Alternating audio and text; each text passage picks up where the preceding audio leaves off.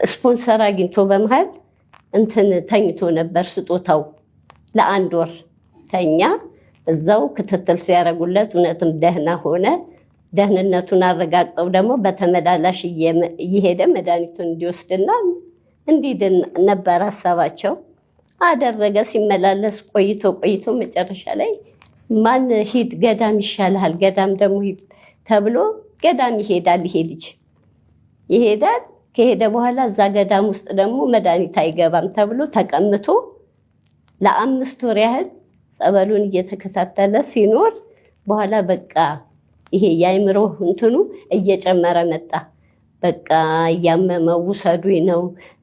በቃ ሰውነቴ ማለቀ ምግብ አልበላልሽ አለኝ ምናምን ብሎ ሲለኝ እኔ ደግሞ በዛ ሰዓት ምንም አቅም የለኝም ለመውሰድ ማለት ነው እሱ ያው በሽታው ስለሆነ አምልጦ ወጣ ይሄው አሁን እንደምታዩ አንዱ ጋር እንወስዳለን ስንል ይሽሎኮለኩብናል በቃ አሁን አምልጦ የወጣው አሁን ነው አሁን አዎ የካቲት ወስደነዋል የካቲት ተኝቶ ወዲያውኑ ልክ እንትን ሲል ሹልክ ብሎ ካልጋ ላይ ወርዶ ይጠፋብናል ይውልሽ እንደገና ደግሞ አራታው ስለው መርፌ አይነካኝም ይለናል መርፌ አይነካን መርፌ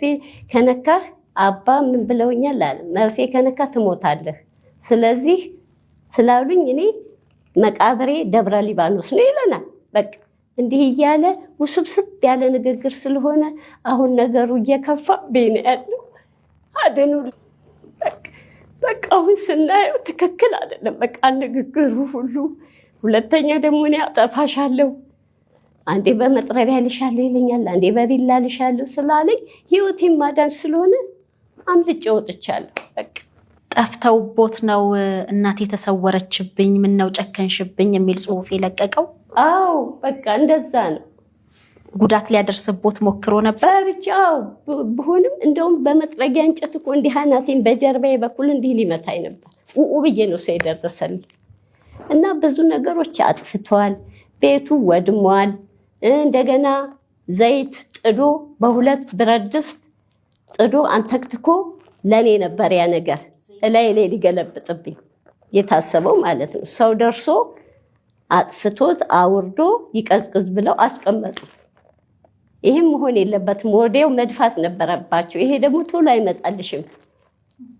እና ያው ዘይቱን ቁጭ እንዳለ ነው ምድጃው ላይ ምን እናረጋለን ቤቱ እንዳልነበረ ሆኗል